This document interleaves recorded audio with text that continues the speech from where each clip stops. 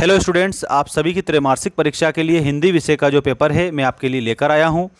आप सभी बच्चे कह रहे थे कि सर ऐसा हमें आप जो पेपर बताइए जिसमें से एग्ज़ाम में 100% क्वेश्चन बहुत सारे बन जाए और हम पास हो जाएं।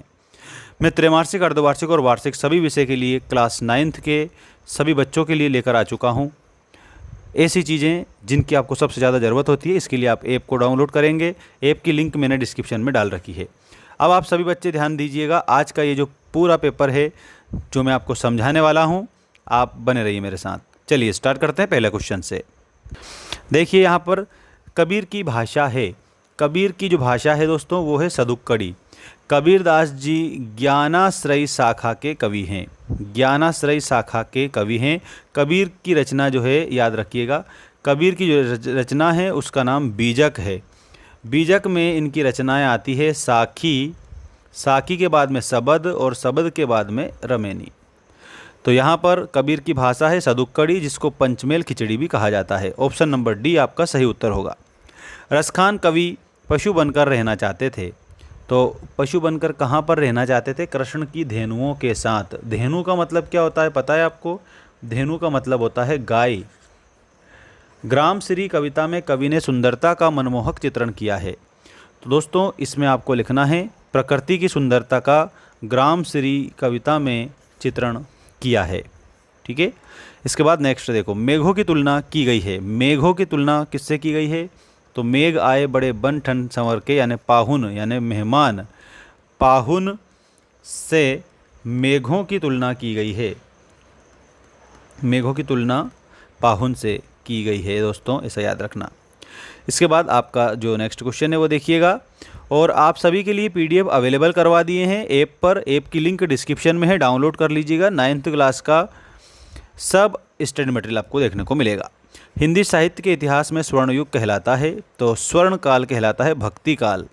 भक्ति काल स्वर्ण काल क्यों कहलाता है? क्योंकि लोक जो कल्याण है, लोक कल्याण की भावना रखी गई इसमें, ईश्वर भक्ति पर बल दिया गया, इसलिए इसको भक्ति काल को स्वर्ण काल कहा जाता है। इस शाखा के कवियों ने कृष्ण को लोक रंजक के रूप में मान्यता दी है। तो लोक रंजक के रूप में कृष्ण भक्ति शाखा ने, यहाँ कृष्ण भक्ति शाखा के जो कवि हैं उन्होंने भगवान श्री कृष्ण जो है उनको लोक रंजक के रूप में मान्यता प्रदान करी है। और इसके बाद में रिक्त स्थानों की पूर्ति कीजिए वाला क्वेश्चन देखिएगा। चैनल को सब्सक्राइब सभी बच्चे करिएगा, क्योंकि आपके लिए मैं इस प्रकार की 6 सब्जेक्ट के अपडेट लाता रहता हूँ। चलिए आगे बढ़ते हैं। उपन्यास सम्राट के नाम से जाने जाते हैं। तो यहाँ पर जो प्रेमचंद है वो उपन्यास सम्राट के नाम से जाने जाते हैं। तो आंसर में क्या लिखना है? हमें प्रेमचंद लिखना है। उच्च कुल में उत्पन्न होने वाला कहलाता है। तो उच्च कुल में उत्पन्न होने वाला कुलीन कहलाता है। हरिशंकर परसाई जी की प्रसिद्ध रचना है। तो यहाँ पर याद रखना, हरिशंकर जो परसाई है इनकी प्रसिद्ध रचना के रूप में सदाचार की ताबीज आपको बताना है। पंचतंत्र में समास है। यहाँ पर पंचतंत्र जो है 5 तंत्रों का समूह, तो द्विगु समास आपका इसमें हो जाएगा। एकांकी में कितना अंक पाया जाता है? तो एकांकी में 1 अंक पाया जाता है। नेक्स्ट क्वेश्चन है, निबंध को के विकास को भागों में विभाजित किया गया है। कितने भागों में विभाजित करा है?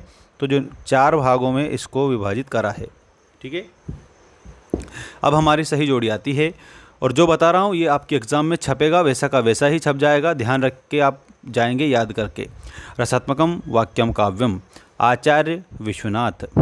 छंद के प्रकार, तो छंद के जो प्रकार होते हैं ये 2 प्रकार होते हैं।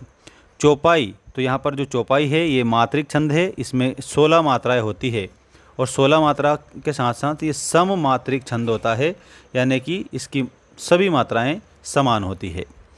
राम राम कही राम पुकारा, तो यहाँ पर रा शब्द की आवृत्ति बार बार हो रही है, यानी कि इसमें अनुप्रास अलंकार है। काव्य की शोभा बढ़ाने वाले तत्व उनके अलंकार कहलाते हैं, यानी काव्य की शोभा बढ़ाने वाले तत्व या धर्म जो हैं इन्हें हम क्या कहते हैं? अलंकार कहते हैं। पंचवटी में यहाँ पर खंडकाव्य है। पंचवटी के आगे आपको खंडकाव्य लिखना है। अब इसके बाद में यहाँ एक शब्द एक वाक्य में उत्तर दीजिए वाले क्वेश्चन देखेंगे, और इसके बाद में हम आगे बढ़ेंगे। दिन शब्द में प्रति उपसर्ग जोड़ने पर क्या शब्द बनेगा? तो भाई दिन जो शब्द है उसमें प्रति उपसर्ग जोड़ देंगे तो हमारा शब्द बनेगा प्रतिदिन। अगर प्रतिदिन में आपसे समास पूछते हैं तो आपको बताना है अव्ययी भाव समास। ठीक है, प्रतिदिन में आपका अव्ययी भाव समास होगा। क्योंकि प्रति उपसर्ग है और उपसर्ग अव्यय होते हैं, और अव्यय जहाँ पर पहले लगे वो अव्ययभाव समास। धार्मिक में कौन सा प्रत्यय है? तो धार्मिक में इक प्रत्यय लगा हुआ है। समास के कितने प्रकार होते हैं? तो समास के 6 प्रकार होते हैं या 6 भेद होते हैं। ठीक है, आगे बढ़ते हैं। देखिएगा यहाँ पर आँख का तारा का क्या अर्थ है? आँख का जो तारा है इसका अर्थ होता है बहुत प्यारा होना, बहुत प्यारा। ना, काश, भर शब्द कौन से शब्द हैं? तो ये हैं निपात शब्द, क्योंकि जिस पर विशेष जोर देकर जो बोला जाता है उन्हें हम निपात शब्द कहते हैं। जिस क्रिया के साथ वाक्य में 2 कर्म आते हैं उसे क्या कहते हैं? तो जिस क्रिया के साथ में जो वाक्य है उसमें 2 कर्म आते हैं उसको द्विकर्मक क्रिया बोला जाता है। द्विकर्मक क्रिया, ठीक है, 2 कर्म आते हैं उसे द्विकर्मक बोला जाता है। अब हमारा क्वेश्चन नंबर 5 है, जिसमें सत्य असत्य लिखे वाला क्वेश्चन हमें दिया गया है और हमें इसको अच्छे से कंप्लीट करना रहेगा। अब आप देखिएगा सत्य असत्य वाले। कम उम्र में नानी ने मौत को करीब से देखा। दोस्तों यहाँ पर जो नानी जी है उसकी बात आ चुकी है, तो इसमें आपको क्या लिखना है? सत्य लिखना रहेगा। परदादी की बात सुनकर चोर का हृदय परिवर्तित हो गया, तो इसमें आपको सत्य लिखना रहेगा। और अगला देखिए, रीढ़ की हड्डी व्यंग प्रधान एकांकी है, तो इसमें व्यंग किया गया है, सत्य है, यहाँ पर भी आपको सही लिखना है। गोपाल प्रसाद आधुनिक विचारों के व्यक्ति हैं, ये बात असत्य है, वो पुराने ख्यालात के व्यक्ति थे, इसमें आपको असत्य लिखना है। मेरे संग की औरतें मृदुला गर्ग द्वारा रचित संस्मरण हैं। तो दोस्तों प्यारे बच्चों, इसमें आप सभी स्टूडेंट्स को सत्य लिखना रहेगा। उमा ने कहा, हाँ मैंने बीए पास किया है, कोई चोरी नहीं की। ये बात बिल्कुल सही है, ये उमा ने ही कहा था। ठीक, अब आप सभी बच्चों के लिए पीडीएफ हमारे ऐप पर मिल जाएंगे। मेंस एजुकेशन ऐप की लिंक जो है मैंने आपके लिए डिस्क्रिप्शन में डाल दी है, तो आपको ऐप डाउनलोड करके और पूरे पीडीएफ को प्राप्त कर लेना है मात्र 199 में। 6 सब्जेक्ट के उसी पर मैं अपलोड करता रहूँगा, तो आप ऐप को ज़रूर डाउनलोड करिएगा सभी बच्चे।